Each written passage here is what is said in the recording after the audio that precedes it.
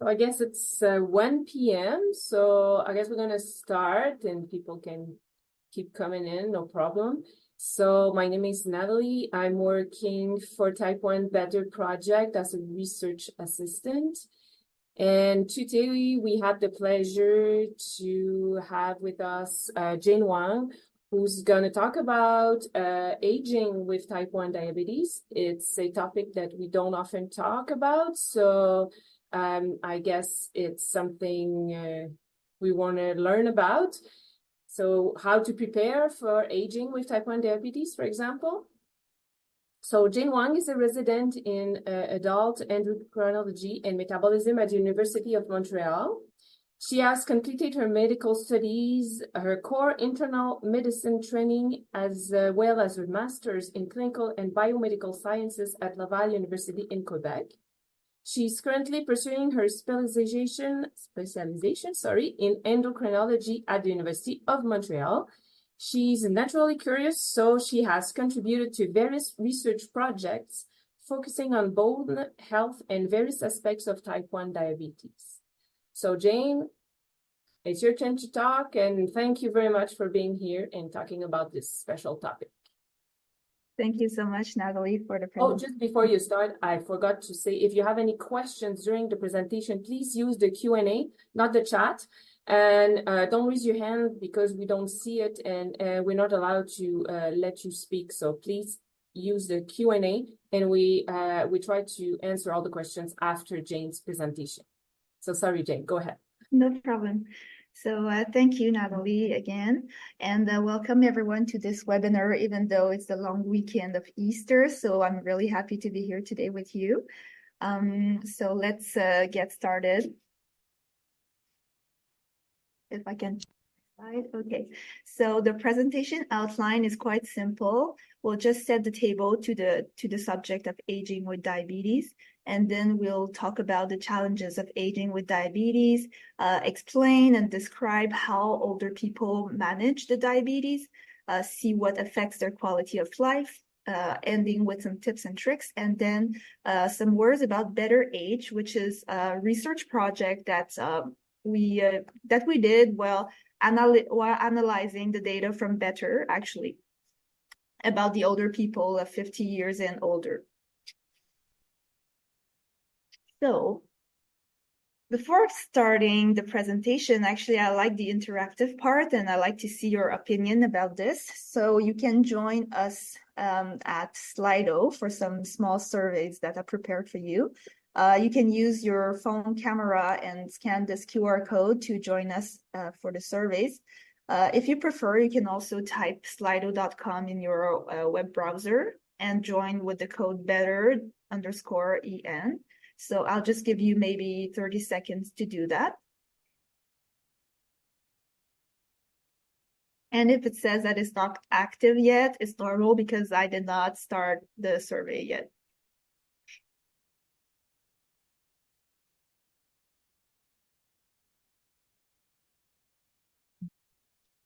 Okay, so I will move to the next slide, but even though if you lose the QR code, you can still join using slido.com and writing down better_en, okay? So the first question I have for you is, for you, how do you define being an older person? Is that because of the age? So is it because you're 60 years and older, 65, 70? Is it defined by the loss of functional abilities, health status, or do we actually we don't age because the heart stays young, or none of the above?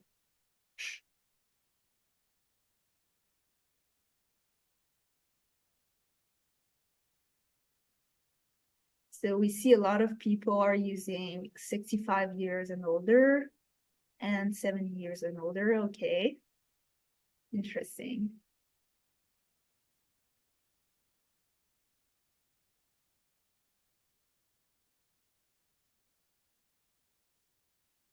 Okay, so the winner for now is 65 years and older. So let's see what the dictionary has to say about that.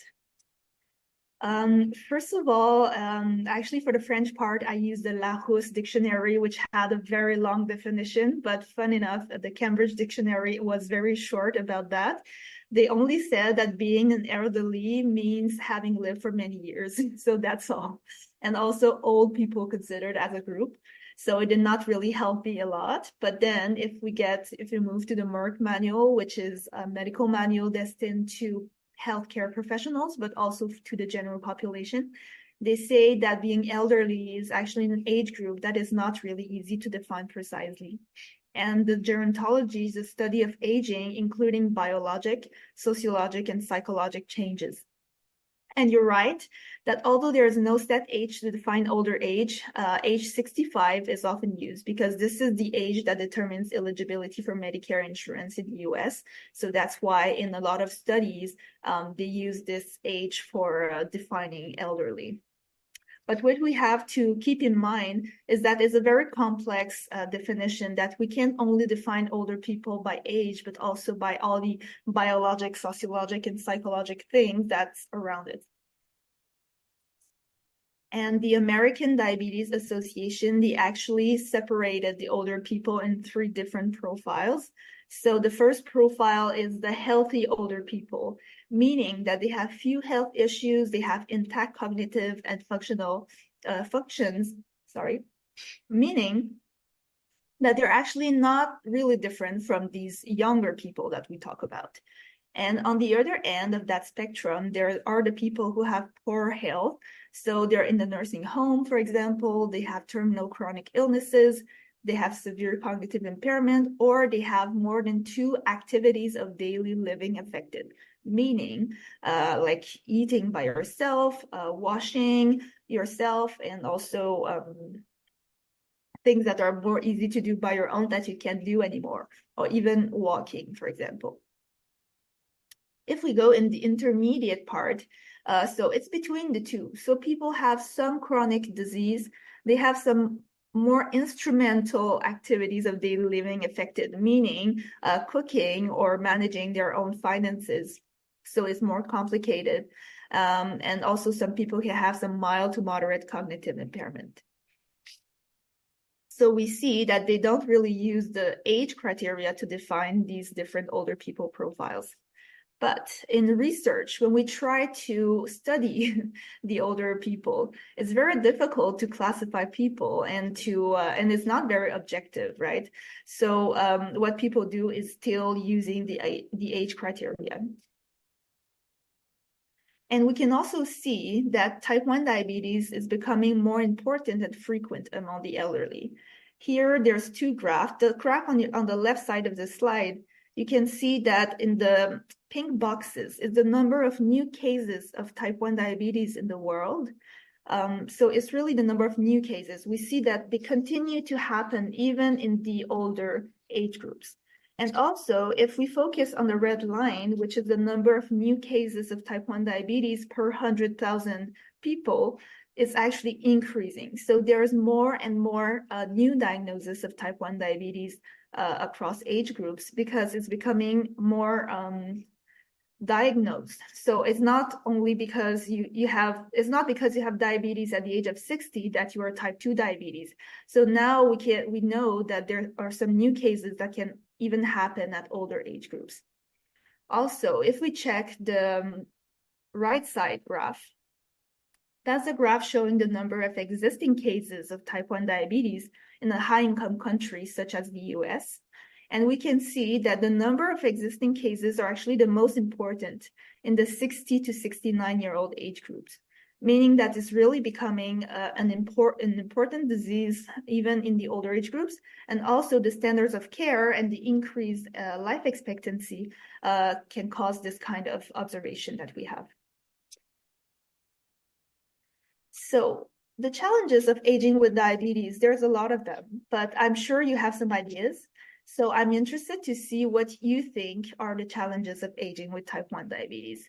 Feel free to type some short answers in the poll, and they'll appear here. If some answers are actually very important, they'll appear bigger. So let's see what you think about that.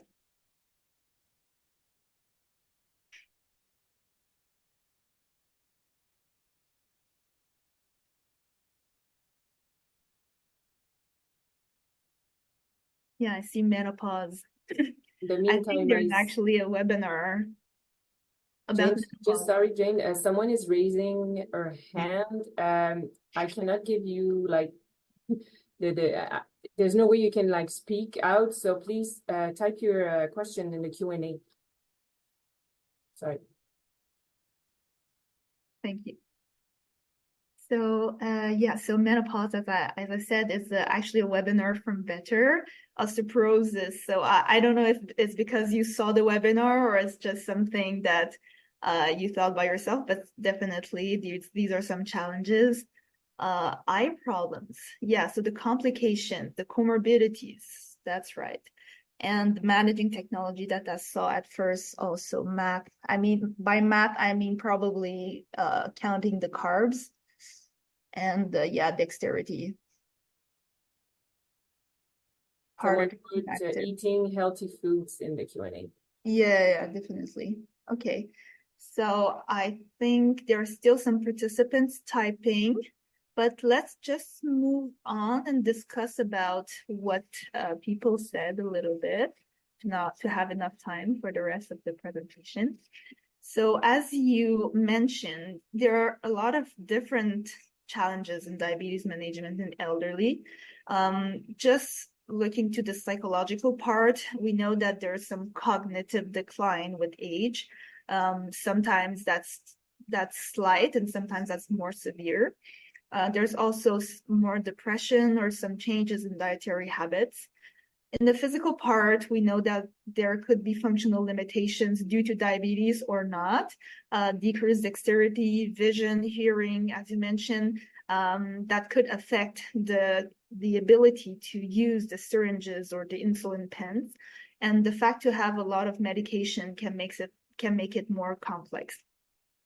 But one thing that actually less people are talking about, but is very important, is the environmental part. Meaning that some people with aging, they can lose some social networks, social support, and they can relocate to another residence, which could really change their landmarks and affect the diabetes management. And also, if we talked about the complications, the comorbidities. So if we compare the people with diabetes who are older and the people who are older but without diabetes, it's true that there's some premature death, some increased comorbidities, and also more geriatric syndromes, meaning more incontinence, falls, or cognitive dysfunction. And if we compare the people with diabetes that are older versus the younger ones, there's also increased risk of hypoglycemia, glucose variability, and some complications independently of the disease duration. And if we talk about the cognitive dysfunction, we're not quite sure if it's because the hyper and the hypoglycemia is causing some neurocognitive dysfunction, or the fact that you have some cognitive dysfunction prevents you from managing your diabetes and cause more glycemia variability or hypoglycemia. I think it's probably a little bit both, so it's like a circle that's running, unfortunately. But some studies have not, like, there's actually a lot of studies going on about cognitive dysfunction and the glucose variability. And for now, they have not successfully shown that more intensive glycemic control can really prevent the cognitive decline, but it's still ongoing. So another question for you. If we talk about managing diabetes, do you think that the people with diabetes that are older, like, do you think that their HbA1c increase with age? I'm curious about what you think.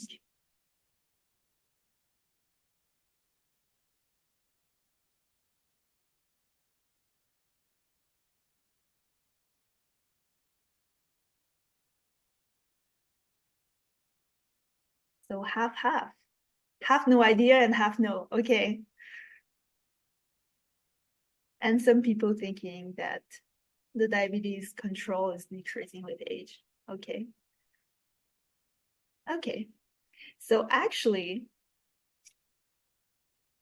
HbA1c is not really increasing with age. The people who are doing the worst are actually the teenagers. But then after they get better, and throughout the lifespan, the HbA1c stays stable or maybe decreases a little bit around 70 years of age. But it's not actually a linear relationship between HbA1c and age group. If we keep that in mind and see the relationship to age and income and insurance, we can also see the other impacts that could influence the HbA1c. So for sure, the annual income is something that could affect HbA1c. So the people having higher income, they actually tend to have better diabetes control. And also the people having private insurance as well. But that difference seems to be less pronounced at the right side of the table, so in the older age groups. And the other question that we can ask ourselves is, do elderly individuals benefit from technology? So do we think that was one point from the word cloud earlier. So do we think that it's actually a challenge for elderly to use technology? For now, what is really interesting is that it's not. Older people still benefit from technology, and all throughout the lifetime, people from all ages benefit from technology. And we can see that the HbA1c curve is lower in the group who have pump or CGM, the continuous glucose monitor, throughout all the lifespan. And also some trials specifically studied this question among people of 60 years and older. And they compared, for example, in the first trial called Diamond, they compared the continuous glucose monitoring versus the capillary glucose monitoring. And they showed that HbA1c was lower for people using continuous glucose monitoring. The glucose variability decreased, and also the satisfaction of treatment increased. And that's among only people of 60 years and older. Another study called Wisdom showed pretty much the same thing, but they also showed that there was less hypoglycemia for people of 60 years and older with continuous glucose monitoring. And also they wanted to see if there could have an impact on cognitive change, and the answer unfortunately was no. And another study called Oracle, they studied the automated insulin delivery system, so the artificial pancreas, the one that the glucose sensor and the pump is communicating together. And we see that these kind of systems, the AID, help to reduce hypoglycemia and increase time in range in specifically people of 60 years and older. So I hope I convince you that technology is a very good tool, no matter the age of the person. Maybe, I mean, there still might be some challenges, for example, people not like having severe cognitive dysfunction, but still in the majority of people of older age, it's still a very helpful tool. So now that we've talked a little bit about the technology and the HbA1c, another question we can ask is, do older individuals manage diabetes differently in real life? So there's not a lot of data about this, but good news, in the Better registry, we actually studied that question, and I wanted to show you some preliminary data about that. So in the Better Age study that we did, so that was a project that was based on the Better registry data. We compared a lot of parameters between 3 age groups. So the younger one from 50 to 59 years old, the people of 60 to 69 years old, and the people of 70 years old and more. And we compared the proportion of people doing carb count, ketone check, and retinopathy exam, for example. And also we checked if there were people forgetting their insulin dose. And in that cohort, actually, there was no difference across the age groups. So most of people in the Better registry, they do the carb count. Very, very few people forget their insulin more than once a week. And the majority of them are doing the retinopathy exam regularly. So maybe, I mean, the people in Better registry, they're more motivated, but still, I think it shows that if you are motivated, at least it's not because you're older that you have worse diabetes management. So moving on to the quality of life of people living with diabetes. There were some studies who studied like the factors that are affecting the quality of life. So what's affecting the most the physical quality of life is amputation. That's understandable, right? But also depression, BMI, amputation, and hypoglycemia are important factors affecting the quality of life in a psychological way. And the fact to have some complications or geriatric syndromes such as incontinence, falls, and cognitive dysfunction, they can also affect the general quality of life. Another study also checked really the symptoms that were associated with specifically diabetes-related distress among the older people. And the symptoms that are the most associated with this kind of distress were fatigue, hypoglycemia, falls, diarrhea related to treatment probably, and pain and loss of balance. So these are some things that could affect you, and you are not the only one. There were a lot of people reporting this kind of thing. So now that we know all that, what are the tips and tricks to aging with diabetes in a better way? Let's start with some scientific data from the scientific guidelines. So from Diabetes Canada here is destined to healthcare professionals. So usually for most adults with type 1 or type 2 diabetes, we target an HbA1c of less than 7%. And if they're at low risk of hypoglycemia, we even target lower, so 6.5%. What we notice is that there are a category of people who have less severe HbA1c target, and that's not age, that's modulating that. What's modulating our target, let's say, is the fact of being functionally dependent. So people having some cognitive dysfunction, needing help of other people having severe hypoglycemia, limited life expectancy, for example. And on the right table, we can also see the same information, but also with some guidance about the capillary blood glucose monitoring targets. So I think the key message here for the healthcare professionals, but also for you, is that it's still very important to target HbA1c of less than 7% to prevent all these complications. But what is modulating the fact that we become less severe is not just because of age, not just because you're now 70 years old, you need to be less severe. It's only because if you have like cognitive dysfunction or something that's preventing you to have a good control, that's affecting our target. So healthy people still need to do that prevention thing. Here is a table from the American Diabetes Association. So as I said, they separated people from healthy, intermediate health status and poor health status, and it's quite the same thing. So they become less severe according to the functional status of the person. But again, age is not in that classification system.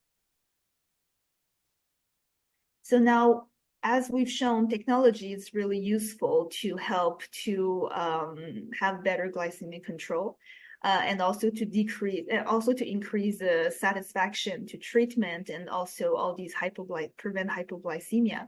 So insulin pumps, continuous glucose monitors, there are definitely things that could benefit to older people, but also the Bluetooth insulin pens that are now only available in the States, but I think it's coming in Canada, that can actually have the memory of what time and how many units that you gave yourself of insulin. And that could help with people who are starting to have small memory loss. And that could still help them to give them the right dose of insulin and to not give them twice the same dose, for example. Some other technology that's helpful, not specifically for diabetes, but for general health, are things such as physical activity monitor, blood pressure monitor, some fall detection system, or mental training app, for example, that helps to keep a good cognitive health in general. So there was another study that really asked people with type 1 diabetes, what are the factors that are improving the most your quality of life? And the factors that were the most popular were to have less comorbidities, the fact that they're not smoking, that they have healthy weight, and the higher activity level. So these are some food for thought. So some things that you could do to have a better quality of life while aging with type 1 diabetes. Also, some stuff that could help to improve the satisfaction of treatment and to living a good life is having a partner, having someone in your in your home with you, and also having higher annual income. But that is maybe not something you can change that easily. So last few words on Better Age, which is the study that I talked about that we analyzed in the Better Registry. So what we did is actually separate the people. We found all the people of 50 years old and older, and we separate them in three groups: the 50 to 59 years, the 60 to 69 years old, and the 70 years old and more. And we wanted to paint a picture of the technology usage across age groups of 50 years old and older in the Better Registry. And secondarily, we also wanted to describe and compare diabetes management across age groups, and also describe and compare the professional, social support, and the psychological distress across age groups. So as you can see, the objectives are very large, but the reason for that is that we really constructed the study on the patient partners' ideas. So we asked the patient partners what they want to know about aging with type 1 diabetes, and they gave us some answers, and then we tried to construct a study that could answer their questions. So that's the reason why there's a lot of objectives in that study, and I'll show you some of them in the next slides. So first of all, the majority of the people were women, but as we can see in the older age group, there were actually half women and men. Most of them were Caucasian, and most of them also had a high education level. So about half of them had a university and above. So as it's logical that actually with age, the annual gross family income actually decreases because most people become retired. And also they start to have more public insurance as well. However, which is what we found is that the use of insulin pumps is actually similar across the age groups. So around 35, 37% of people are using insulin pumps across all the age groups. But the use of glucose monitors actually differ. So we can see that in the age group of 70 years and more, there were around 70% of people. That's still very high, but still there's 70% of people who are using the continuous glucose monitoring, while in the other groups it's about 83, 84% of them. So some hypothesis, we have not done the analysis yet, but the hypothesis is probably like the decrease of income or the insurance that become public at 70 years and older. So these are some hypotheses that we have. So that's something that we find sad because it's something that we know benefits to older people, and we can see that a lot of them actually using them, but it's to see that there's less people in the group of 70 age and older using them. It's something that push us to show it to the government, for example, that it's something that need to reimburse to most people, because now we know type 1 diabetes, they have that reimbursement, but there's also people having type 2 diabetes that would probably benefit from these kind of technologies. So in our study group, we also found that non-linear relationship between age and HbA1c. So definitely it's not because you're in the higher age group that you have worse control. So actually the majority of people in a group of 70 years old and older, they were in the range of 7.1 to 8% of HbA1c, and very, very few of them were above 9%. And I didn't want you to show you too many details of the study, but still I'll give you some key findings of the study until now.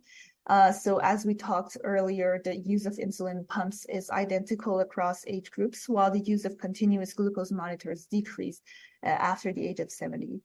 Diabetes management in general is pretty much similar across the age groups. And what we found really interesting is that the diabetes-related distress and fear of hypoglycemia actually decreased across the age groups. And also the support from social networks and healthcare professionals does not really differ across age groups. So yeah, Type 1 diabetes is a significant chronic condition in the older population, and we know that aging can bring a set of challenges in the management of diabetes. But we have to keep in mind that the elderly population is highly heterogeneous. So it's not only about age, it's also about the health status and the whole, to see people as a whole from biological, psychological, physical, environmental ways of thinking. And also technology can mitigate and maybe improve diabetes outcomes for older individuals. And what is really nice is that we see that the profile of the older people in the better cohort is actually very optimistic. I'll leave you on a quote. So we cannot prevent aging, but we can prevent becoming old, from a French painter. And I also wanted, before finishing the presentation, I also wanted to say that, as you know, the Better Registry is recruiting people, and we are always trying to stick to the reality and to have real life data about people. And the study that we just did was about the older people in the Better Registry, who were probably comfortable with technology, who are probably healthy, educated. So if you have any recruitment ideas for older individuals from more diverse backgrounds, would be happy to hear it. So you can write it in the Q&A section if you want. And before going to the Q&A session, answering your questions, I just wanted to invite you to the next event that's called Low Carb Diet and Type 1 Diabetes. What do we know? Who will be on April 23rd, same time. So thank you. And happy Easter. Thank you very much, Jane. This was a very interesting presentation, and we can see the importance of the registry. And as Jane said, if you're part of any Facebook groups or on Instagram, you can share all our posts so people get to know a little bit more about the registry, and hopefully we have more people signing in the registry. So thank you in advance. So we have a few questions and I think comments also. We have one here saying that he has been living with T1D for more than 65 years, and he finds statistics aren't always presented in total format, meaning T1D total numbers in the world. As world population increases, so does T1D onset. And he's saying also juvenile diabetes doesn't occur after the age of 7. So I'm not sure it's a question.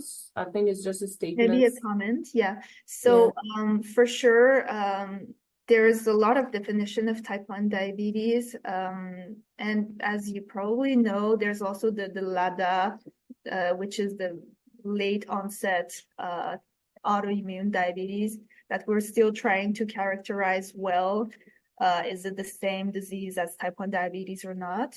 So I agree that usually when we talk about type 1 diabetes, it's really in the younger population. And when we talk about type 1 diabetes, but it can still occur in the older age groups.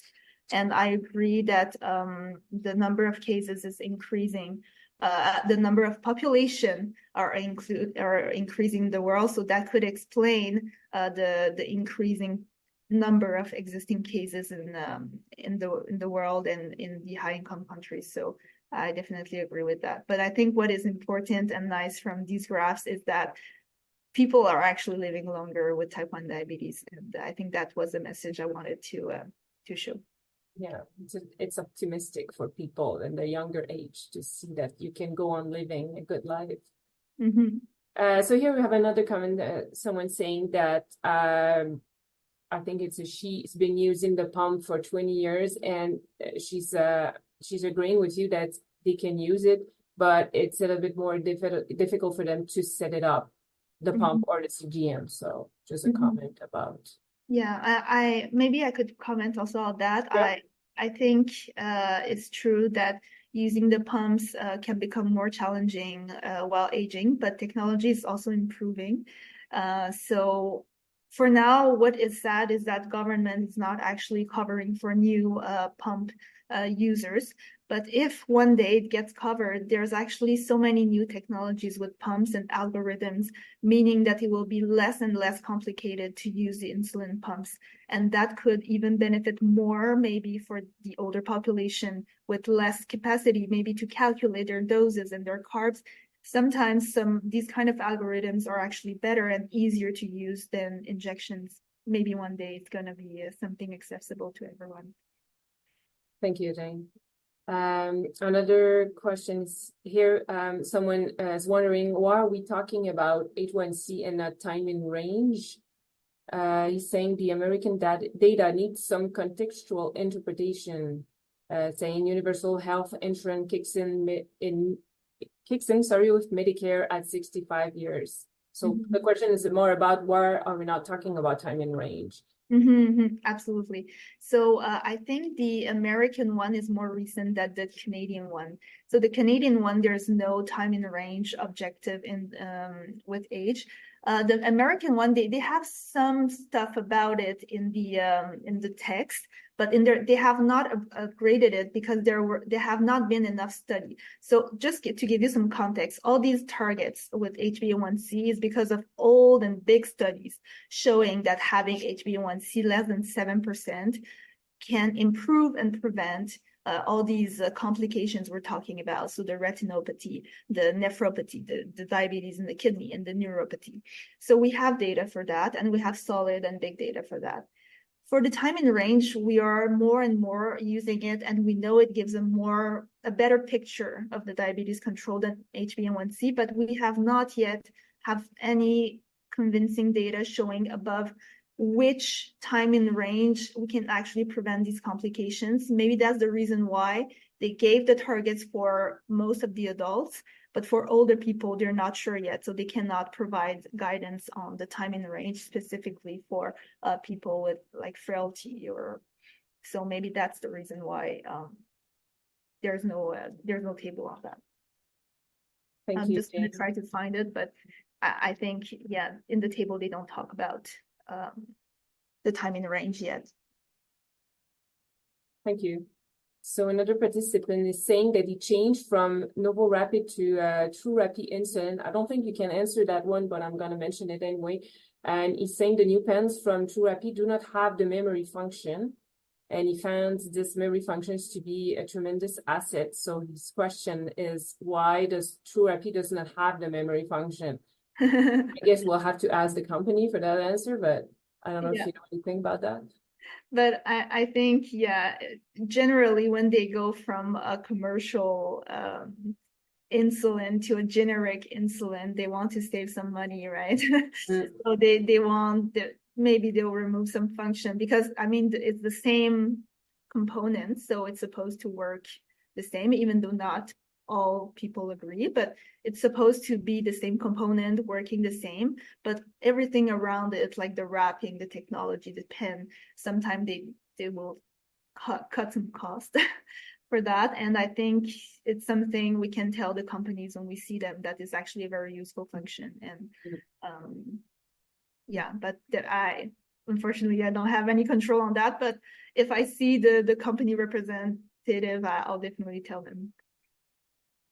Great, thanks. Another participant is asking, you said type 1 reimbursement for CGM exists. Is that just for older population? If so, what age?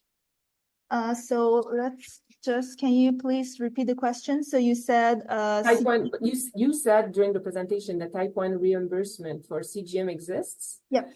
And the question is that just for older population? If so, what age? So actually, no, I was not sure if the population today, the audience would only be type 1 diabetes or also general population or type 2. But for now, in the province of Quebec, so I know there are some people that's not from the province of Quebec, but I would believe that it could be similar. But in the province of Quebec, it's reimbursed for all people with type 1 diabetes because they need insulin, right? So it's reimbursed for everyone. And for type 1, they reimburse the Dexcom. For the type 2 diabetes, they only reimburse it for people who are having more than 3 injections per day and having some hypoglycemias. So that's reimbursed for them. And that's from the government perspective. So if you're in another province, they might have different criterias. Yeah, you have to check in your province, and you have to check with your own insurance company also if you're on a private one. It differs from province to province. So if you have Dexcom, for example, you can go on the Dexcom web page, and it's all written there, so you can check it out. Same for Freestyle. Okay, here, funding of tech is a huge problem. I just got private insurance due to my husband's job being terminated. No public access for me, only private pay, with a lot of dollar sign. What is this organization doing to support access for tech for Taiwan? Meaning better, I guess. Better, yes. I think maybe Natalie, you can answer also, but I think that what Better is trying to do is to show the data that it benefits to everyone and how much it benefits to people. So that's how we convince government to change their practices. So actually in the past, there's been a lot of things that were not reimbursed that got reimbursed. For example, the CGM in the beginning, in the province of Quebec, it was not reimbursed. And it's with studies and data that we can convince the government to reimburse it. So unfortunately, Better cannot like actually pay for the people and reimburse their CGM, but definitely is their goal and to advocate for people with type 1 diabetes. Exactly, Jane, you got it. So the more people are in the registry, the easiest for us to advocate. So that's why we're trying to spread the word. And that's one of our mission, to advocate. So that's what we do. Yeah, and also I think one of the things that's nice about the Better registry is that actually sometimes as healthcare professionals or researchers, we think that something is a priority. But when we talk about with the patient partners or people giving us their input, they actually say that, nah, that's not really important for us. We actually want you to study something else, and then we can change our direction according to what people find important. Yeah, exactly. Thank you. So another question here, was there a difference in CGM usage in an assisted living care or hospital setting vs independent living? Do you have the answer for that? So unfortunately, no, because most of the studies are almost always done with healthy or intermediate health status older people. So these people who are sick or who are living in like nursing home or even like less level of care nursing homes, like we just don't have any data on them because they can't really be recruited for research. So that's why in the Better we also would like to have some data on them, and we'll be open to see your input and have your ideas to try to reach these people. So I guess that it would probably be less, because in the people living in some the nursing homes, for example, there are nurses who are taking their blood glucose with the way they know, so the capillary blood glucose. And sometimes the technology can seem complicated for these people taking care of them. So I would guess that they use it less, but I can't say for sure because we don't have data on them. Great, thanks. We have many questions. We won't have time to answer all of them. I'm sorry. I would take maybe one or two more. Here's someone saying, after 50 years old of living with T1D, and the person is 76 years old, does your body still manage glucose effectively? Example, you're talking about the liver, for example. The liver, okay. So for sure, people having type 1 diabetes on the baseline, unfortunately, they don't manage glucose as well. So I think that when you get diabetes, actually, your pancreas, to start with, is already like needing that insulin. So if you're 50 or 74, so you're still managing the glucose the same way. For the liver, I think that yes, it can be less effective with age. But it also depends on the other things that could affect your liver health. For example, alcohol is definitely affecting liver health. Being overweight is also affecting the liver health. So the blood glucose can play some role, and having diabetes might probably play some role. But I think the most recognized things that could affect the liver health is more about alcohol or being overweight. These are the two most common causes of liver dysfunction. And age a little bit, but I mean, some people of 70 years and older are still having a very healthy liver. Thank you. So one last question, because after that we'll have to leave you all, guys. So there's a question on LADA. Is it the question is it type 1 diabetes just slow to progress in adulthood? Sorry, where are you getting the info that LADA is not type 1? This assertion confuses rather than educates. Okay, so I'm sorry if it confused you though.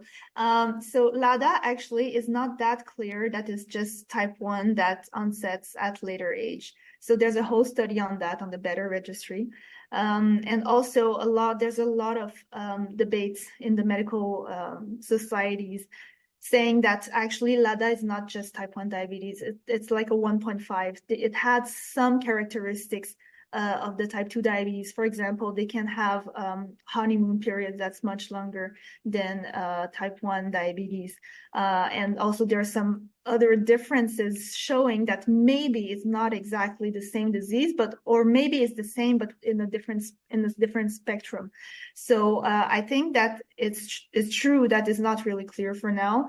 And I'm not convinced that LADA is just type 1 diabetes, but there are people studying that for now. So I think that there might be some people saying that it's just type 1, but later onset. But some other people in the medical societies are actually saying that it's not exactly the same, and it's actually a completely different disease. So I think there's still some ongoing studies about that, and it's important to know that there could be some differences between these two diseases. Thank you. And we have a webinar on LADA. So if you want to go on our webpage, on the replay page, you can look at that and learn about a little bit more about LADA. So I thank you very much for being here. Jane, thank you very much for your presentation. I know it's a holiday for all you guys, so it was really wonderful to have you all with us. The replay is going to be you can access the replay tomorrow, I guess, on our webpage. And that's it. Sorry if I couldn't ask all the questions, but we're missing time here. So have a very nice holiday, and we'll see you for the next webinar, I hope. So thank you all. Thank you so much. Bye, everyone. Bye. Happy Easter.